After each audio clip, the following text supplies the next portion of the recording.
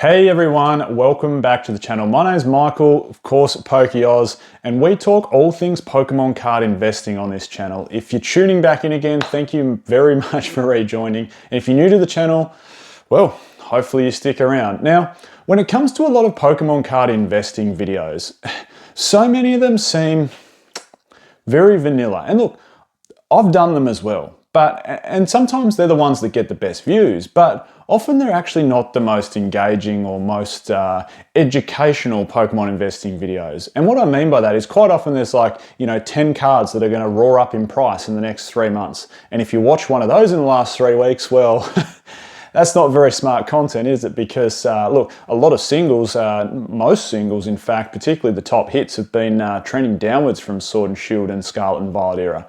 And we see a lot of, pick up these products, this product versus that product. And of course, I do those videos as well. They're perfectly fine to do. But let's get into the heart of something a little bit more educational today. I'm going to do a very strong educational video, which is all about booster box investing and predominantly the link between booster boxes and total set value. And more than that, when booster boxes actually overtake the total set value. So I guess this video is one that's probably a little bit more educational than most. It's really good when it comes to Pokemon card investing, rather than just throwing darts at the board and going, I think this sealed product's going to go up, I think this single's going to go up, singles are tanking, this set's coming out. Let's actually put our educational hats on and go, well, you know what, there's actually some rhyme and reason when it comes to Pokemon card investing. And I'm going to look at none other than Fusion Strike. So Fusion Strike has been on an absolute tear lately. And in case you didn't realize, there has been a few sales recently that's pulled it back down to earth a little bit in the last few days. But needless to say, Fusion Strike has been absolutely crazy. Now let's start off by looking at total set value. When Fusion Strike first came out, and it's very hard to find data on this, but I remember the total set value sat around $600, maybe $650. Gengar came out of the gate pretty strong. Espeon was pretty strong. The two Mews inside there, the VMAX and the V, were relatively cheap.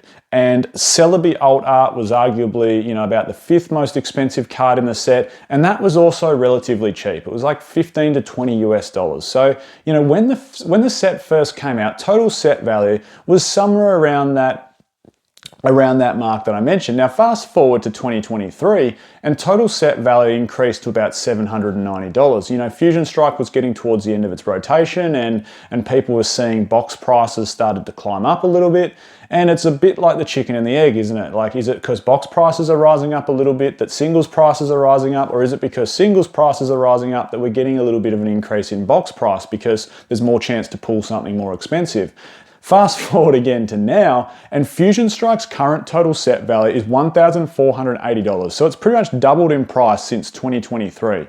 So in pretty much 2 years, if you had a master set of Fusion Strike, you would have doubled your money. And you go, well, hold on, that's a pretty good investment, isn't it? I had a master set of Fusion Strike and it's gone up 100% in 2 years. That's a phenomenal investment. But look, what happens to single prices is they do eventually tend to stagnate a little bit. And what we see is, and this is where the education comes in, if we look at booster box pricing versus singles pricing. So we've just gone over Fusion Strike singles prices. Now let's take a look at the box price. So forever and a day, when the box first came out, literally for the first 12 months, you could pick it up for like $90 US. And I've talked about this before. It was surrounded by such greatness. It had Evolving Skies one side of it, had Celebrations another side of it. There was some phenomenal Pokemon card sets and a lot of hype with upcoming sets like Brilliant Stars and Lost Origin with the reintroduction of trainer galleries. So it had so much brilliance around it that it sort of got lost in the ether a little bit. And as a result, box prices stayed relatively low for a period of time. So if we were to, and I'm not going to do it because I'm not that great at tech, and if you've watched this channel for a while, you know me, but if we give a bit of an example, right? So if box price was sitting at 90 and total set value was somewhere around $600, like it was 6 times the price. The total set value was 6 times the price of the booster box price roughly at launch.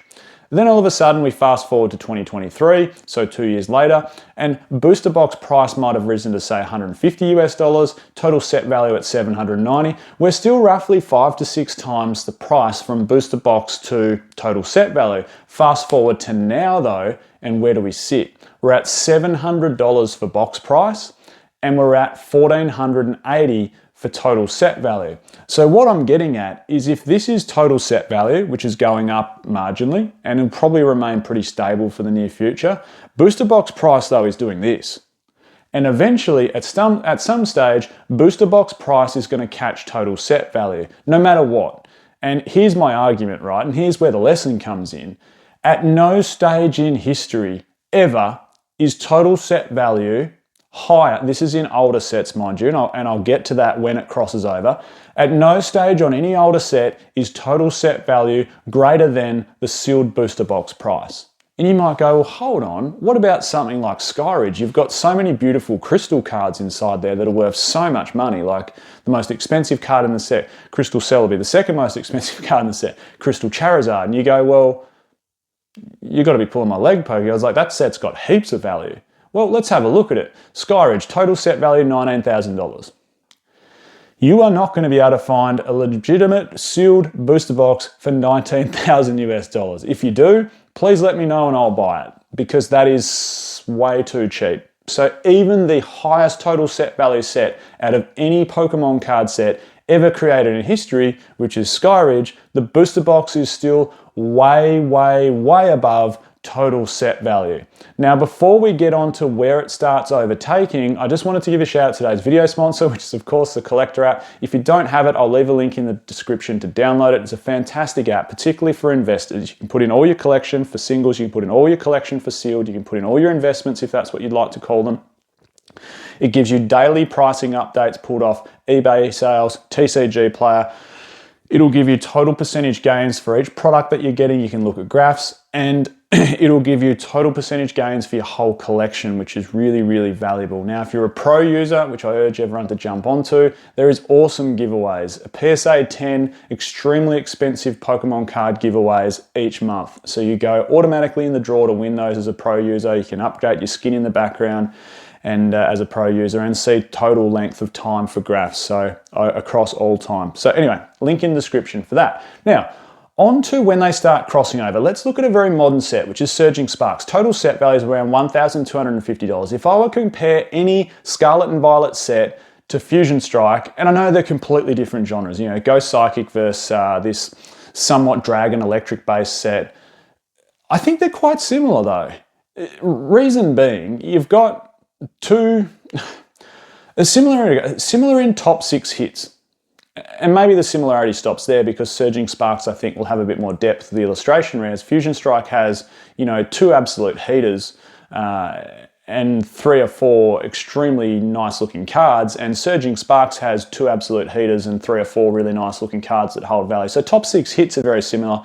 Surging Sparks, I think, has more depth. You know, there's a lot of nice illustration rares inside there and a couple gold cards, etc., which will hold value. But if I were compared it to anything, like that's just what I'm picking for Scarlet and Violet. So if we bring up Surging Sparks, current total set value is $1,250 and box price is $220 US.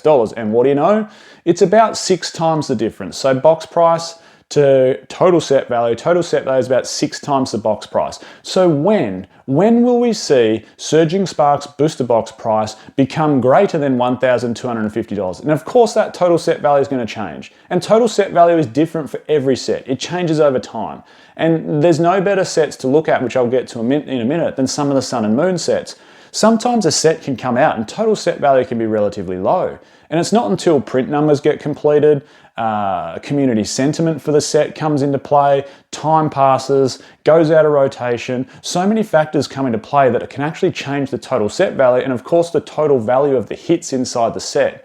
And some of those from Sun and Moon era, which I said I'll get to in a second, are probably the best examples of that. So if we look at Surging Sparks, $1,250 total set value and booster box price at $220 US, we see the same thing. Booster box price down here, total set value up here. Maybe total set value as it's 2 years old goes up to $1,500 or $1,600 or $1,800, whatever it might be. But we'll slowly start seeing booster box price going up. And eventually booster box price will overtake total set value. So the big question is then, when?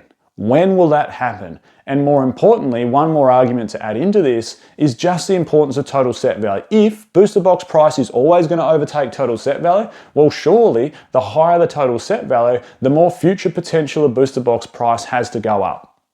Yes, simple. Math done in that part of this. But moving on. Sun and Moon. Okay, so if you look at Sword and Shield, other than the really, really weak sets with low total set value, they throw things out of the mix a little bit because let's be honest, those aren't the best investable product.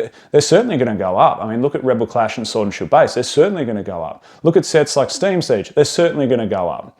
But when we're looking at the stronger booster boxes, the ones with higher set values, if we get to an era like Sun and Moon, for argument's sake, which I said I'd look at, Unified Minds and Unbroken Bonds are two very good examples where the booster box price is either half of the total set value or less than half of the total set value. So when we start getting around that sort of 5-6 year old mark for a booster box versus total set value, we start seeing the booster box getting really close to creeping in on total set value.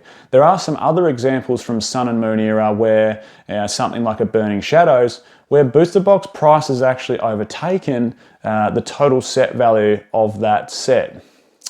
And then we get down to XY era and we see, you know what? There is not one booster box now that isn't worth more than the total set value of the set. And what can we take away from all that? Well, we can take away that once a booster box gets to about 8 or 10 years old, generally speaking, unless it's a crazy outlier, either massive total set value or really weak set where the booster box price overtakes it earlier, it's roughly around that 8 to 10 year mark that a booster box will overtake the total set value. So again, two things come into play there. One, the most important one, which is the higher the total set value, the more the booster box is essentially going to be worth in the future. And two, the biggest one to take out of this whole video is not one time in history has a booster box ever not surpassed its total set value after roughly that 8 to 10 year mark. Like the whole of XY era, the booster boxes are now worth more than the total set value. A little bit of a different video. Hopefully everyone got something out of today's video. What does it mean, I guess, for the future when it goes to investing into Scarlet and Violet era boxes? Well, look, print runs are always different. They're things we don't know. I'm not going to say buy this box, buy that box, but what we can know is if you're in it for the long haul, that is, somewhere around that 8 to 10 year mark, like the XY era sets, the stronger the total set value, the stronger the booster box price is going to be, because eventually it's going to overtake the total set value. So when we're looking at Scarlet and Violet era, we see Surging Sparks has a relatively strong total set value, not far behind that as Paldea Evolved. And if we look at a set like Destined Rivals, and I know it's got to settle in, that will probably come out of the gate with an incredibly high total set value, probably like a $4,000 total set value, until the cards settle down and more gets on the market and they find that sort of price where they'll sit at. Look at Prismatic Evolutions, total set value, that's been out for a little while now, and it's still gone absolutely bonkers. People can't get enough supply to meet the demand. It's absolutely crazy. I'm Michael, this is PokeOz. I think that'll do for this video. Catch everyone next time.